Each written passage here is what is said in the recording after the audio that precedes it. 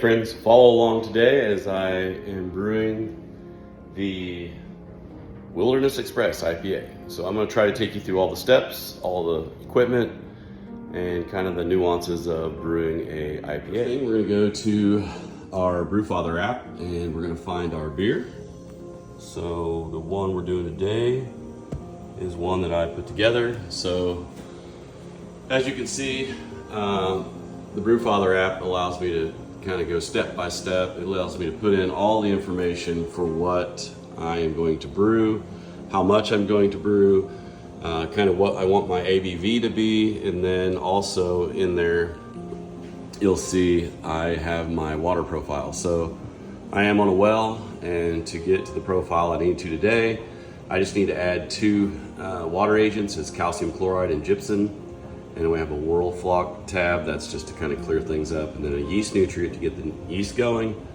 We're using White Labs WLP001 today, and really just Simcoe hops, and then 1 ounce of anchovy. So we've got about 11 pounds of 2-row, and then 1.8 ounces of Crystal 15 Western. I have all the ingredients here laid out. So this one was actually some of the stuff I already had milled, and then last night I had to mill an additional 3 pounds. I do that on the spike mill. So got that done, and then last night I went through and sanitized. I had the spike solo. This is the 20 gallon with the bottom drain. So I've got everything hooked up. I'm getting ready to turn the machine on, and I will get my water up to strike temperature. Go ahead and give you a rundown of this brew system. So it's a 20 gallon system. I can do down to 5 gallon batches, what I'm going to do today. It has a brew in the basket design with a false bottom in the basket. And down here I've got my pump, and then all the different valves and the control panel. This one's a really simple system to use. It runs off 220. I'm getting ready to add my water for strike. I will pull this out so I can figure out what my volume needs to be, because the etch marks are on the inside, and then I'll show you how to use the control. Without the brew in the basket inside, we've got a temperature sensor. There's our heating element, and then we have we've got a whirlpool arm. And then back here is where I can determine how much water volume I need. So I'm gonna go ahead and add that water now. One of the things we gotta do first is mix up a nice, new fresh sanitizer. So we use Star San. We use 1 ounce to 5 gallons. So we're going to put that in. And once that gets going, we'll be able to sanitize everything that we touch: hands, hoses, anything that we're going to handle today or utilize. I get a volume of 8.4 gallons. And then we will turn on the element. Get to our strike temp. First thing we're going to do is turn the dial to switch from boil back to mash, and then we're going to set the temperature at 154. We can save that here, so we'll get to 154.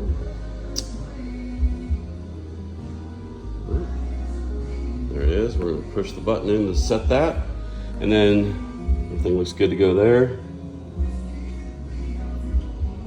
We'll turn the element on. So currently our temperature is 59 degrees. That's what the groundwater is this morning. And then we will get to 154. Start the process. Put the basket back in, and to help get to the temperature faster, we'll just go ahead and put this lid on. We'll actually be using the steam condensing lid later during the boil, but we'll use this lid for now. First step we're going to do, we're going to open up the bottom drain of the kettle. And then what we're going to do here is turn this valve until we can prime the pump, because there's probably no water in here. Once that starts running, we can close that, and we should be able to open the valve here. So we're going to go ahead and turn the pump on, and then we're just going to hopefully circulate water. I'm going to open this valve at the top. And then that will allow the pump, will allow the temperature to be equal sides. So we're going to put this back up here. And that should allow that temperature to be equal all the way across the kettle. The thing about the Brewfather app is it's going to allow us to go through the whole brew day. We've got our batch in. It's batch number 6, Wilderness Express. As soon as we get that water, that strike temperature up, and we start the mash process, once we get all the grains in, then we'll start the brewing process, and that'll notify us every time there's a different step to be made, like a hop addition or a sparge or whatever we have to do. This is the grain that I milled yesterday. I think I need to have the setting a little bit higher. It was a little low to begin with, but it I kind of got to where I need to be. I don't really want it this fine. It could result in a stuck mash. So with a little adjustment, but most of this grain was already milled, so we'll just go ahead and add all this to the bucket, and then we'll be ready to mash in as soon as the temperature on the kettle gets to a certain 150. To do is add my water addition. So I have gypsum and calcium chloride for this one, and 2 grams of each. I use a small scale. We'll weigh these out and then place them here, and then they'll be ready for the mash. Our strike temperature up to 154. We're getting ready to start a 70-minute mash, so we're going to go over here and get our temperature. Right now we're going to go ahead and turn the pump off. We're going to turn the element off. We're going to take the lid off. Water is nice and warm, so we'll go over and get our water additions and our grain. All right, first thing we're going to do is add in the water additions.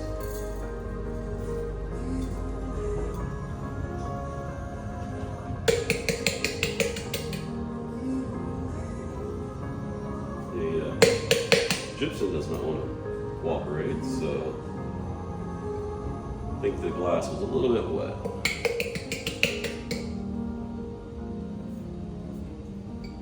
My hands aren't sanitized, so we'll just put that in there.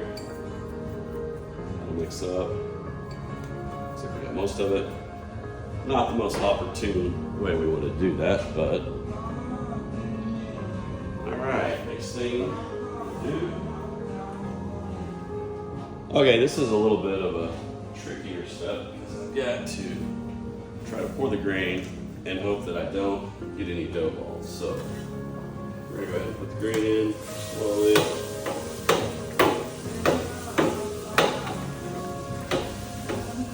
That up. It smells good.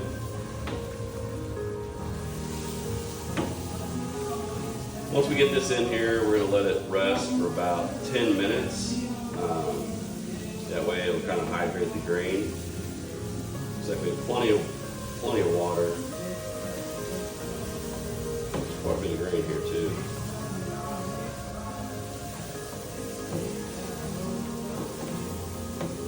Ideal would be to have some sort of a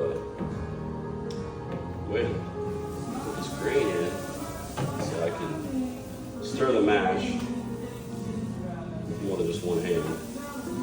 I'll definitely have to find something once I get to the larger grain mills because there's no way I can do this easily.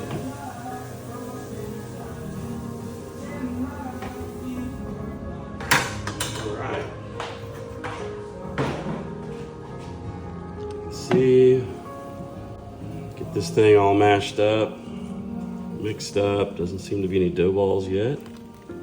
Thought about putting in some rice hulls just to kind of help separate this out because it is kind of fine. I'm gonna go ahead and put the camera down here and get this a good start. Give that about 10 minutes to just hydrate. That'll help with not getting a stuck mash.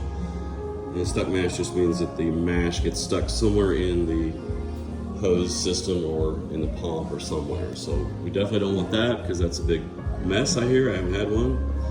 I am actually brand new to brewing. This is only my second brew, so we'll see how it goes. Kind of went out on a limb here. This is only the second beer that I've ever brewed, and I decided I wanted to develop my own recipe. So I wanted to make an IPA that was just kind of an American standard style IPA. Something that I could easily replicate or easily modify in the future. So this one it just has two malts and one hop, several different additions of hops. Well, there's actually two. At the very end, I'm going to dry hop in a anchovy, which has a lot of, which is going to take it to a kind of a weird flavor. So I don't know if I'm going to add that or not. I'm still thinking about it because it creates those watermelons type flavors, and that's going to really, I guess it put a twist on this IPA. So maybe I'll just do it. This one has a 70-minute mash, so the first 60 minutes we're going to be at 149 degrees. And then I'm looking up at Brewfather here. The last 10 minutes, we're gonna be at 167 degrees. That's the mash out. And that's where we'll add our first hop addition, which is the Simcoe. So we've got a few more minutes letting that grain kind of hydrate, and then we're gonna start the mash tracker, and then we'll start brewing. So we've got about a 60, like I said, 60 minutes of boiling. It's time to start the mash, and looks like we're not too far off on our temperature. We're going to go in here and make some changes. We just need a 149, set that. We're going to go ahead and turn our element on and let her rip. So another thing we'll do while we're doing the mash, we're going to turn the pump on, but I've got it shut right now. We're going to slowly open it up. Just let a little of that wort through. You can already see it's kind of changing color. We just kind of want to get it flowing around. We're going to let that, it's probably good about right there. I'll just let that thing flow. So as you can see, we've got some pretty thin grain, and it's coming through the pump, which is not ideal. So hopefully it won't, nothing will get stuck in there. Just got to keep an eye on it, because if this volume starts to rise, that means we've got a stuck mash. So we've got the timer started.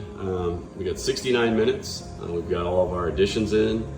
We're holding at the 149 degree temperature, and now I can just do some additional work around the brewery, kind of keep an eye on the mash, and then, like I said, we're going to go ahead and probably get the hops out. We'll get those divided up because there's several different hop additions.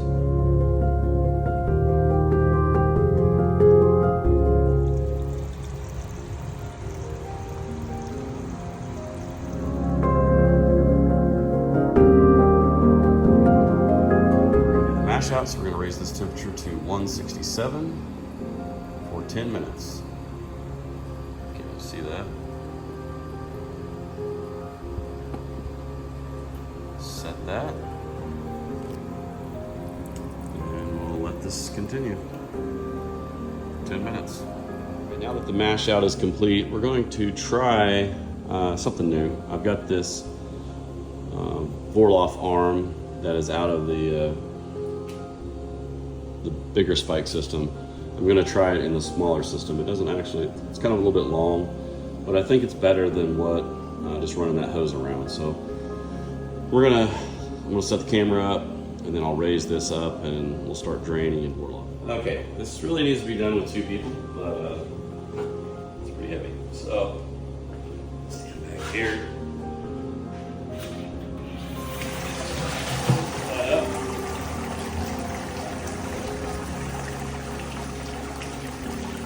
The angle that's at should work pretty good. So we're gonna do our 10-minute boil off, and then we'll let this rest for 10 minutes. So now we have got the boil off running. So we're just filtering through, back through the mash. It'll clear out some of this wort up. So we got 10 minutes of that, and then we'll do a 10-minute rest and move to boil.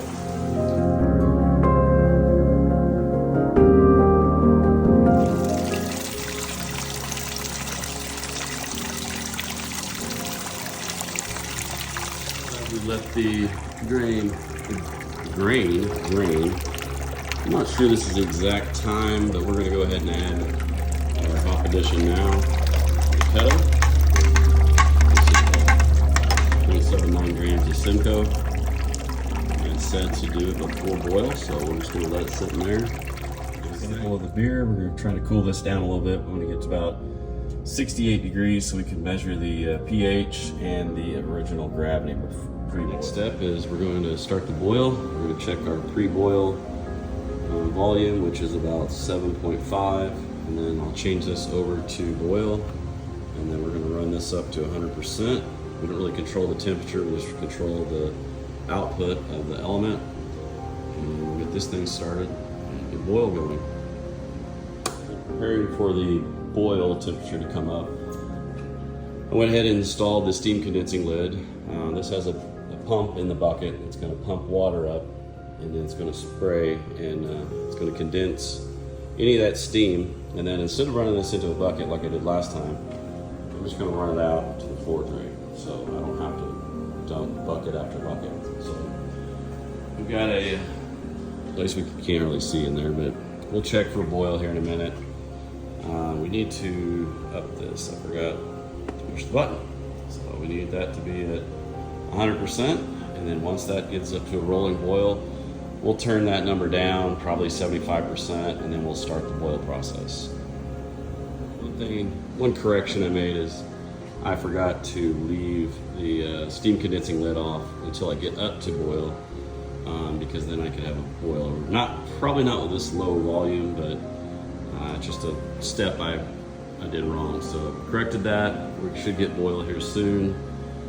It's getting real close already. And then we will put the lid back on and start the steam condenser. About 205 degrees. We got a pretty good boil going. I think I'm going to drop this back to about 75% and should have pretty vigorous boil. We'll watch it. Set that and let's see what happens here for a minute. See if this slows down. If it doesn't, we'll go ahead and put the steam condensing lid on and start that process. I'm gonna try a little experiment. I was reading in the spike manual that this water could get to a certain temperature we could reuse. I think it's 120 degrees. I'll double check that. But we're gonna go ahead and flip on the auxiliary pump, and that'll allow us to hopefully reuse some of this water as long as it doesn't get too hot. So we'll check it with the temperature gauge, and if it starts getting too hot, I'll hook the hose back up. So the experiment lasted about 2 seconds. The water got too hot, so we're now just running it in the drain. Probably can run it outside, it's just water, but it's hot. And I actually thought about collecting it in a bigger vessel to reuse it, so try to figure that out. 60%, and we got one heck of a boil going on in there, so we're gonna keep an eye on this, keep an eye on the temperature, and it's boiling just fine. We're back to the bucket method. We want to make sure that water is draining for the steam condenser lid. We've got a really good boil in there, 60% output. You won't be able to see this, but you can see it for a second. Ooh, ah.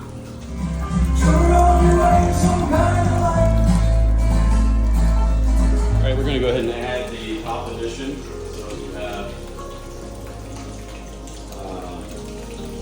got 0.97 ounces of Simcoe, and then we have a Whirl Flock tab. We're going to go ahead and add that in now. It's going to be really freaking hot, so I'm going to throw it in there.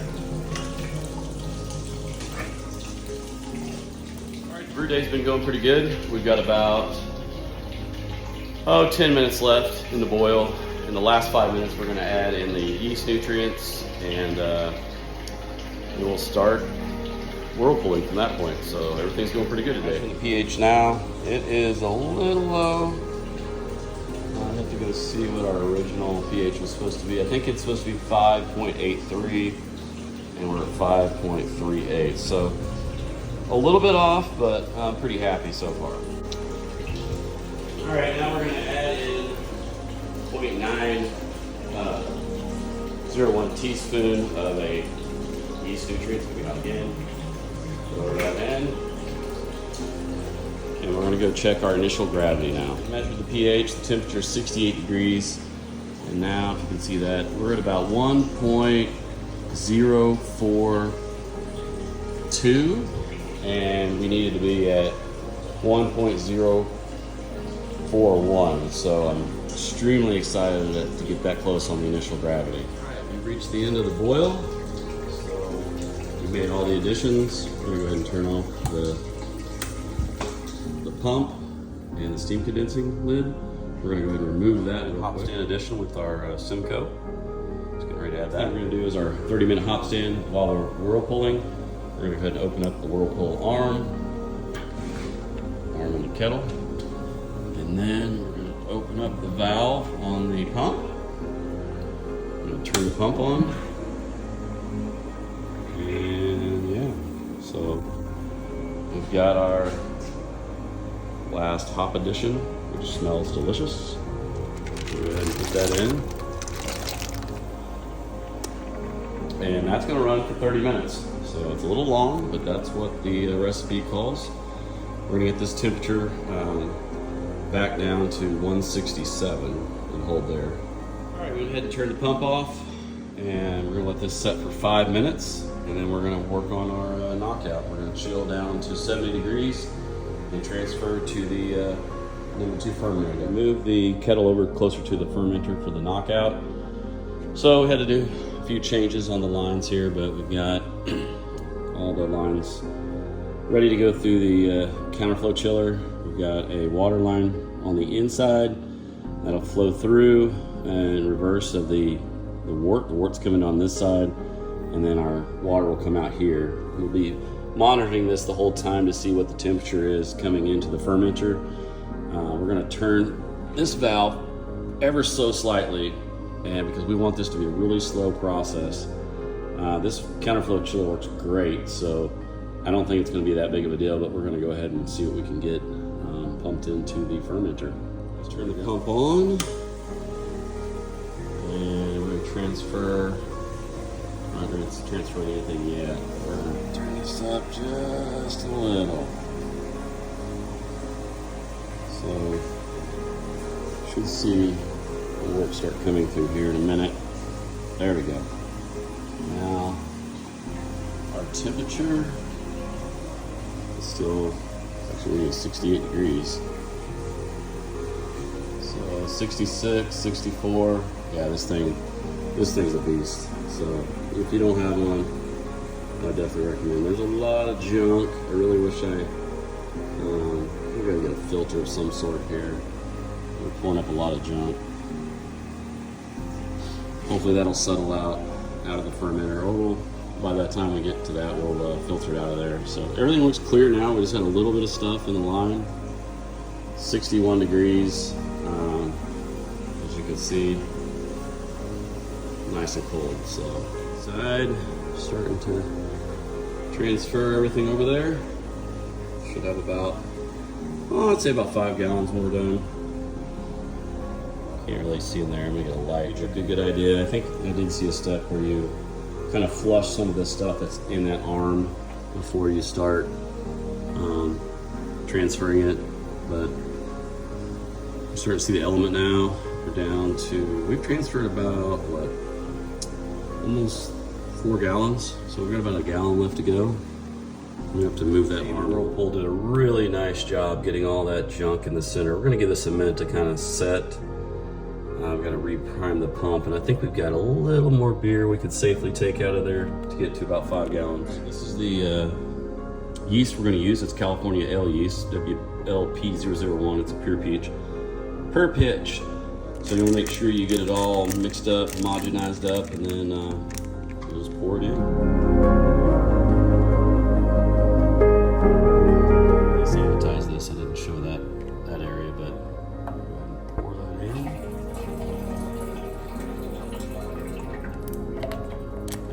There.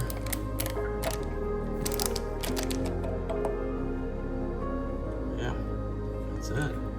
The hop addition port back on and turn the fermenter. Is anywhere from 63 degrees to 74 degrees, I believe. So we're just going to hit the middle, 68 degrees. And we've got the cooling coil hooks up to the SS Brewtech chiller.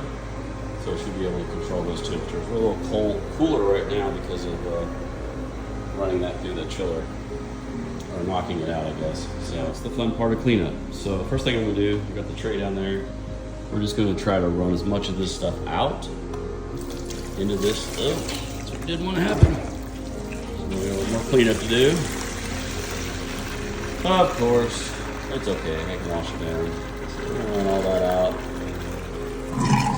And then we'll run some water in there to get what's left in there out. Looks like we still have room. So I've circulated the PBW through the wort chiller and then through all these other valves. So they're nice and clean. Now we're going to do a clean in place. We'll figure out how to get this hose to not kink. We're going to run this for probably, I don't know, maybe 10 minutes. Now I'm checking the post boil gravity. And I don't know what's going on, but I'm pretty happy about it. I was supposed to have a 1.052,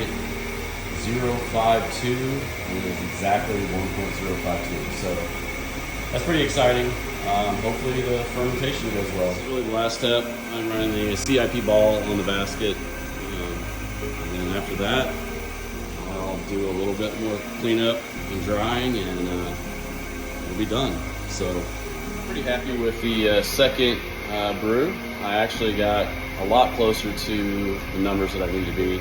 Original gravity was supposed to be at 1.041, and I hit 1.042, which is pretty good. And then the post-boil gravity reading was supposed to be 1.052, and I hit that right on the numbers. And then also my pH went up from 5.41 to 5.69, and it was supposed to be 5.83. So it's close, but this was a successful brew. Everything is pretty much done. This, like I said, is American IPA. We'll have it in the fermenter for about, well, at least 2 weeks, and then I'll cold crash it, and we'll be kegging it. So excited to see how it turns out. Thanks for watching, guys. One more thing. If you like this content, or you just want to support me, go to Barn Swallow Brewing. We're on Instagram, Facebook, TikTok, and we have a website, which is just kind of a placeholder until we get open, which will be honestly a couple more years. Thanks for watching, guys.